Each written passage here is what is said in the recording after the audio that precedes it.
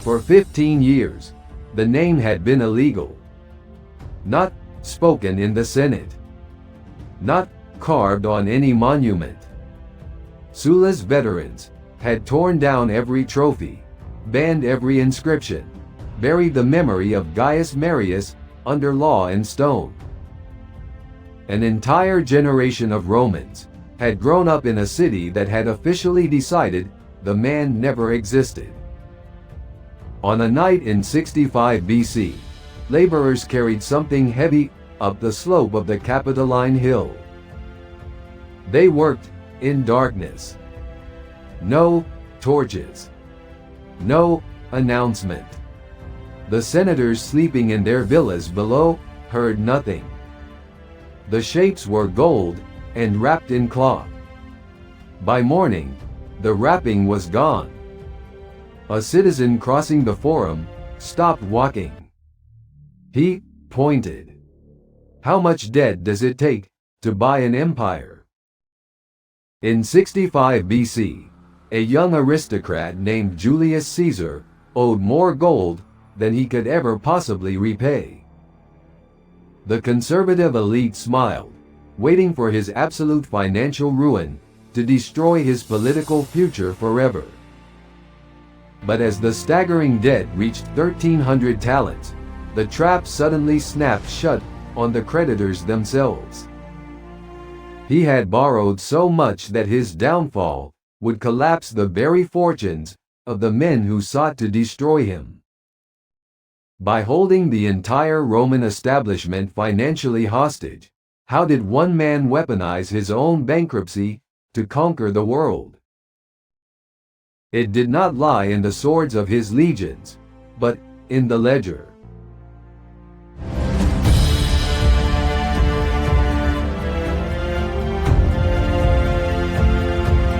Mathematics of empire.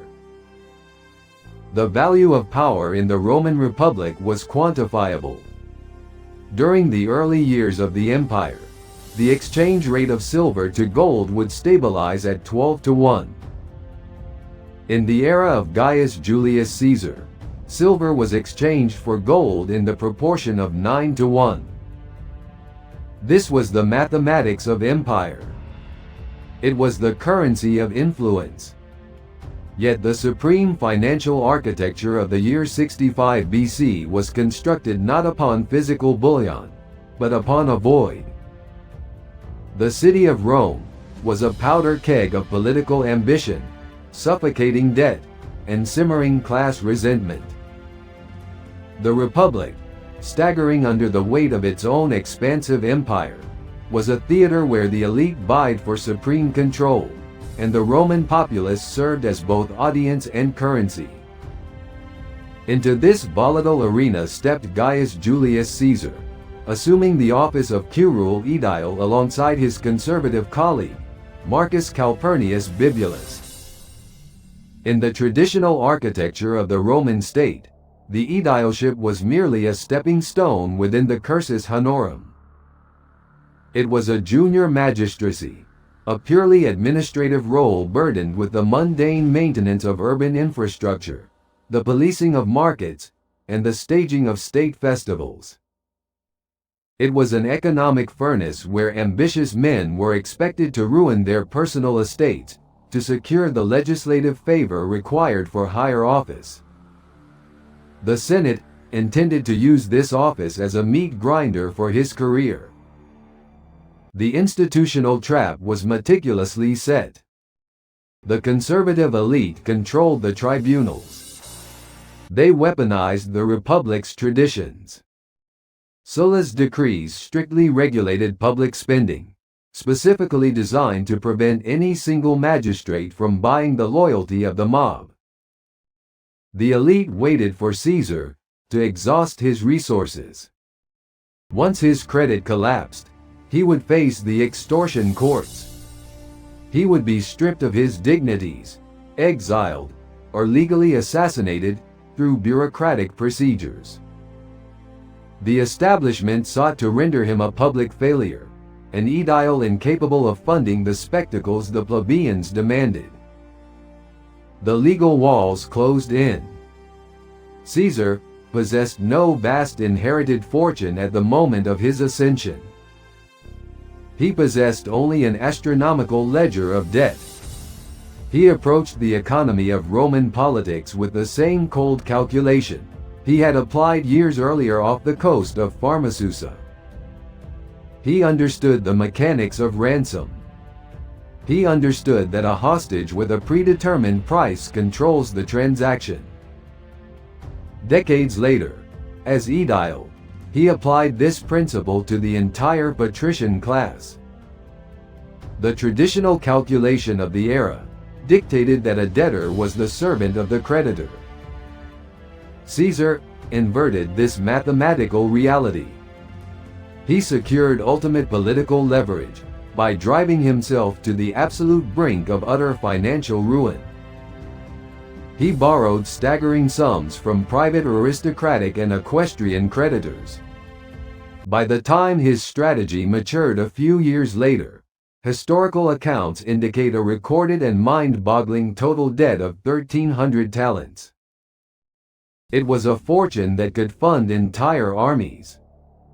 To the traditional Roman patrician, such insolvency would spell absolute social and political death. But historians interpret this deliberate insolvency not as a failure of financial management, but as a deeply calculated grand strategy. When a man owes a modest sum, the creditor owns him.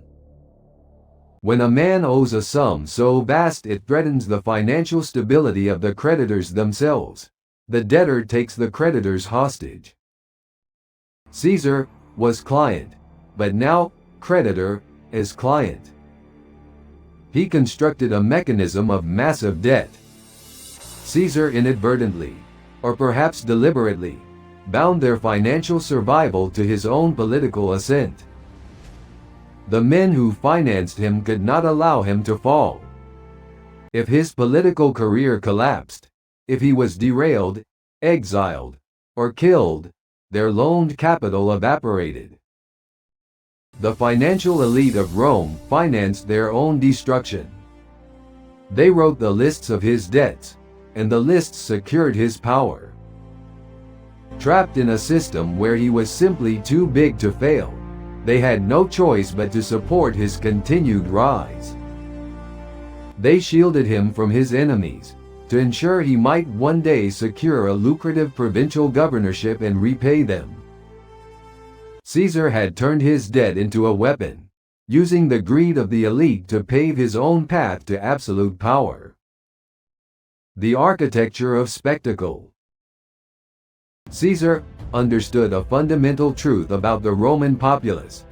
They were starved for glory and easily captivated by sheer, overwhelming spectacle. Modern sociopolitical analysis reveals the urban citizens of Rome, the plebs urbana, not as a mindless mob, but as a highly rational political constituency, trading their legislative support for concrete material benefactions. Caesar transformed his administrative duty into an unprecedented masterclass of political subversion. Extensive temporary colonnades were erected across the Roman Forum and the surrounding basilicas. Their physical footprint overwhelmed the established civic space. Within these structures, Caesar displays an astonishing array of art and theatrical equipment. He served as curator of the Appian Way, expending vast sums of his own borrowed money to pave the ancient road. He would fund his spectacular gladiatorial games and public feasts not with his own coin, but entirely with borrowed gold. The spectacle commenced in the arena. It was a tribute to a father 20 years dead. Caesar exhibited an astounding 320 pairs of gladiators. It was more than Rome had ever assembled for one month's games. 640 highly trained, armed fighters were paraded through the center of Rome. It was functionally a massive private army, stationed in the heart of the city. But it was not merely the numerical sheer force that captivated the plebeians. It was the breathtaking opulence of their presentation. They did not wear standard iron. As the Roman encyclopedist Pliny the Elder would later record in his expansive writings on nature and metals, Caesar equipped them entirely in solid silver armor. The visual was absolute. When the combatants stepped into the sun-drenched arenas, the blinding glint of their silver breastplates and helmets sent ripples of awe through the throngs of spectators. It was a metal traditionally reserved for currency and aristocratic dining, now draped over men destined to die in the sand. The cost was astronomical. The silver was paid for by the very men sitting in the upper tiers of the stands, watching their loaned capital march across the arena. The games expanded into the hunting of wild beasts, drawing animals from the edges of the known world. Elephants from North Africa, tigers from India, hippopotamuses from the Nile, bears from northern Scotland, and crocodiles from the upper reaches of the Nile were brought into the city. Venators entered the arena wearing light tunics and carrying short spears, engaging leopards in combat. Beneath them on the pecking order were the bestiary, unarmed men tasked with baiting the animals with whips, lassos, and bright rags. Within the space stood an attendant. For every animal killed by a venator, the attendant proffered a bag of cash. The transaction of violence for currency was immediate, public, and physical. The venators dispatched the beasts. The attendant handed over the cash. The blood soaked into the sand. The plebeians watched the slaughter, observing the wealth of the patricians being redistributed in real time. They cheered. The conservative elite sat in the amphitheater and watched the masses trading their republican vigilance for the sight of silvered armor and dying beasts. The physical reality of those armed men terrified the Senate, who remained intensely mindful of the rebellion of Spartacus. The senatorial accounts compiled by Suetonius describe a genuine physical dread spreading among the aristocracy. In a desperate, reactionary bid, the Roman Senate hastily drafted and passed a restrictive decree. It legally capped the maximum number of gladiators any Roman citizen was permitted to keep within the city limits. It was a law about armed men owing personal loyalty to one aristocrat, gathered in Rome, answerable to no one but him. Caesar acknowledged the legal restriction and did not exceed the limit, presenting his exact 320 pairs. Scholarly interpretation of this legislative panic remains divided. Certain historians argue the Senate feared a literal armed insurrection. Conversely, modern political historians suggest the anxiety was fundamentally structural. The gladiators represented a display of financial supremacy so overwhelming that it humiliated rival senators. It exposed their inability to compete with Caesar's weaponized debt. The restrictive legislation was a desperate attempt by a terrified patrician class.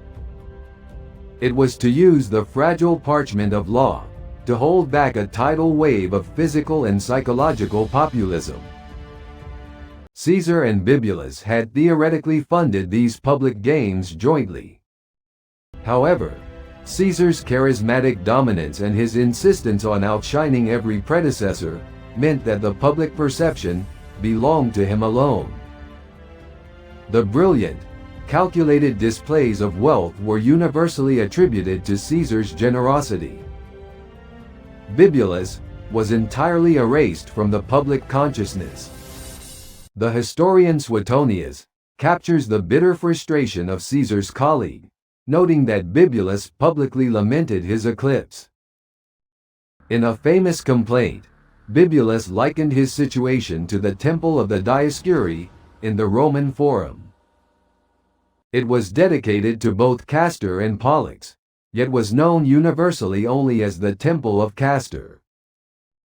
Just as the temple, erected in the Forum to the twin brethren, bears the name of Castor alone, Bibulus grumbled. So my joint munificence with Caesar is called Caesar's alone. The blood of factions. The arena secured the present.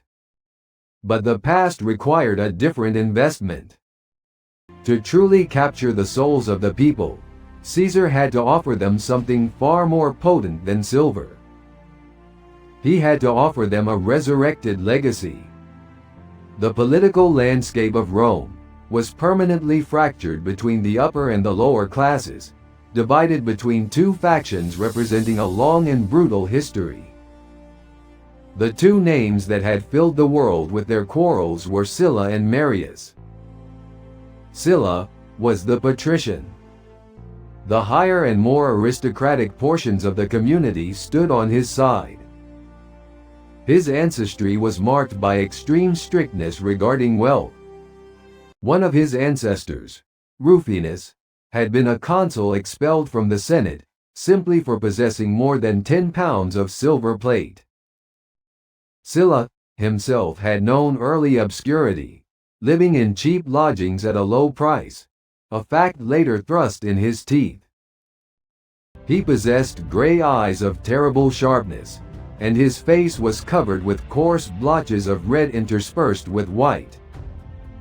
An Athenian jester compared his complexion to a mulberry sprinkled over with meal.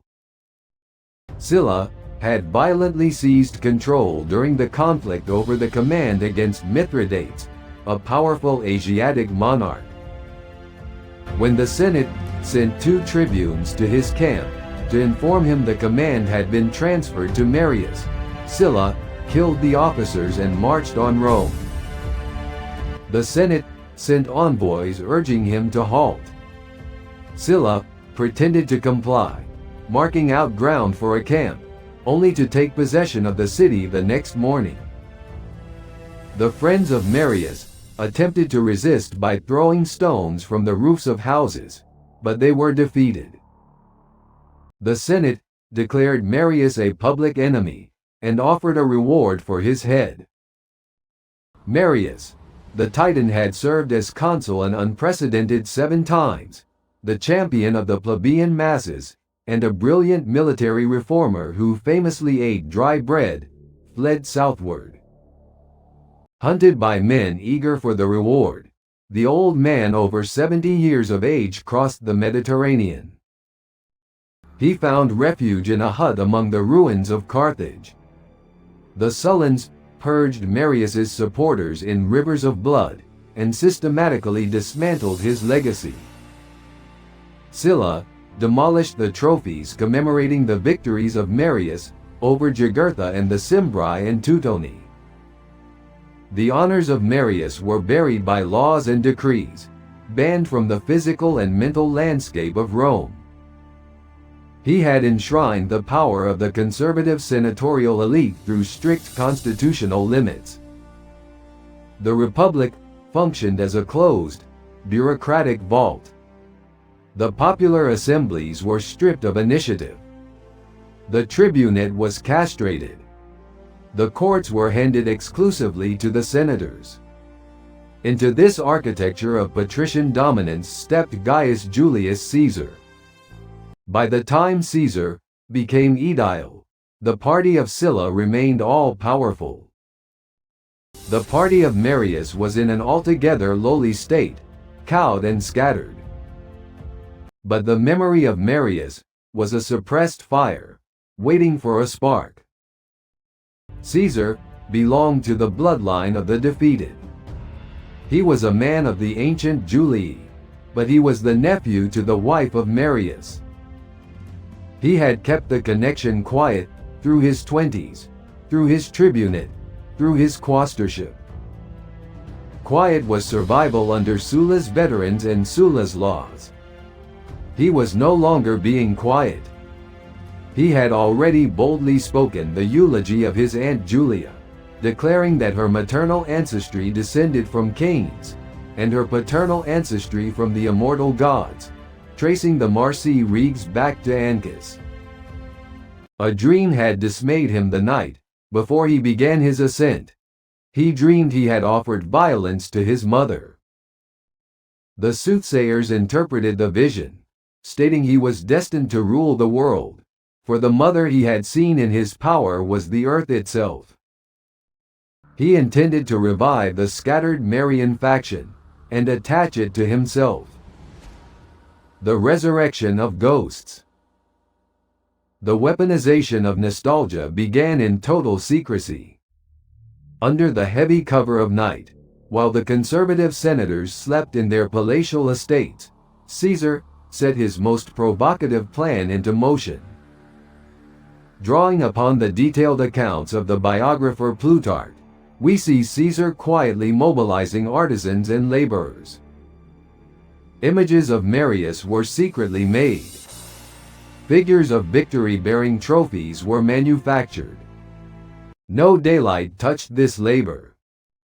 The night arrived, and Caesar gave the command. The heavy objects were lifted and carried privately in the dark, hauled up the steep incline of the Capitoline hill. They were set in place in the shadow of the conservative Sullan monuments. Daybreak came. The sun rose over Rome. When dawn broke over the 7 hills, the visual impact was electric and absolute. The figures of Marius and the trophy-bearing victories were not marble. They were glittering with solid gold, fashioned with exquisite art. Inscriptions were carved beneath them, boldly recording the historic military victories of Marius over the Cimbri of the north and the Jugurthine forces. For years, the Sullan regime had banned these symbols, attempting to erase the populist legacy from the physical and mental landscape of Rome. The gilded metal caught the morning light, projecting a blinding testament to a forbidden past down into the crowded forum. A citizen pointed to the statues, noting the face of the brave Marius. The rumor spread through the winding streets and crowded Insulae like wildfire. Suetonius and the historian Cassius Dio both vividly describe how the Roman citizens abandoned their daily labors and assembled en masse at the location of the statues. The people were amazed at the daring of the man who had set them up. The identity of the architect was evident to everyone. No other man possessed the specific combination of ambition and Marian blood. The reaction was beyond mere approval. It was an ecstatic frenzy. The partisans of Marius, long cowed, suddenly appeared in incredible numbers. Old veterans who had fought under Marius wept openly, tears of joy streaming down their weathered faces, as they beheld the resurrected glory of their former commander. They filled the space with their applause, extolling Caesar, declaring him the one man worthy of his kinship with Marius. They had not paused to ask whether reviving Marius' honors was legal. They had not paused to ask what a man willing to break a 15-year-old Senate decree in gold and inscription might be willing to break next. They came up the hill and they cried for joy, and that was the whole of their verdict. The physical presence of the statues served as a catalyst, instantly transferring their undying devotion for Marius directly onto his daring nephew. In that single, breathtaking morning, he had captured their very souls. Caesar the client was now becoming the conqueror. The patricians frowned. The re-emergence of the Marian iconography struck absolute terror into the hearts of the conservative establishment. They realized that Caesar was not merely a spendthrift aristocrat engaging in standard competitive ambition. He was reviving a dangerous populist faction that had once brought the Republic to its knees. The banned symbols of their enemy were standing in the center of their religious and political architecture. The psychological terror of the Sullan establishment was complete. They realized they were financing their own conqueror. The psychological clash reached its boiling point within the hallowed, marble-clad walls of the Senate House. Plutarch records the severe and panicked reaction. Quintus Lutatius Catulus, the highly respected Princeps Senatus, a man of immense influence and a bastion of traditional Republican values who had everything to lose, rose to his feet. He delivered a speech, pointing an accusing finger at the young aedile. Catulus declared that Caesar was no longer attempting to undermine the state in secret. No longer, indeed, by sapping and mining, Caesar, Catulus thundered, but with engines of war art thou capturing the government. The Senate listened. Caesar took the floor. He defended his actions. He did not raise his voice. He employed a sententious and short manner of speaking. He simply stated the trophies honored a Roman victor. The Senate voted, but the procedure was irrelevant. The institutional traps shattered. The creditors sitting in the Senate could not afford to destroy him. If they exiled him, their fortunes were forfeit. If they executed him, the mob outside the doors would tear the Curia apart. In subsequent years, he would push his advantage further. He conducted prosecutions for murder and included among the guilty those who had taken proscription money for bringing in the heads of Roman citizens. This explicitly overrode their exemption under the Cornelian laws. The legal loopholes, the restrictions on gladiators, the banishment of Marian memory, all of it crumpled under the weight of 320 pairs of silver-clad swordsmen and a few tons of gilded bronze. The establishment was paralyzed by its own greed and its own laws. The Republic remained nominally intact. The laws remained carved on the bronze tablets. The consuls still held their fasces. Yet the architecture of power had fundamentally shifted. The Senate realized they were outmaneuvered. The creditors owned Caesar's paper, but Caesar owned the streets. The financial war continued alongside the political one. The elite attempted to use their wealth to halt the Marian resurrection. When Metellus the high priest died, Catulus competed for the office. He was apprehensive of the event. He sent a message to Caesar. He offered a great sum of money to buy him off. Catulus believed the aedile's astronomical debt would force him to accept the bribe. Caesar received the offer. He rejected it. He answered that he was ready to borrow a larger sum than that to carry on the contest. The calculation remained unchanged. The debt was the weapon. The gold was the engine of war. The final ledger. Caesar's psychological mastery of the Roman people was absolute, extending from the grand spectacle of the Capitol down to the microscopic interactions of his daily life. During a journey, a tempest howled, and the travelers could fare no farther. They possessed only one hut. One of his party, named Oppius, was taken ill. Caesar yielded his place to the sick man, sleeping outside under a shed in the storm with his companions. The action demonstrated his curated narrative that the strong must help the weak.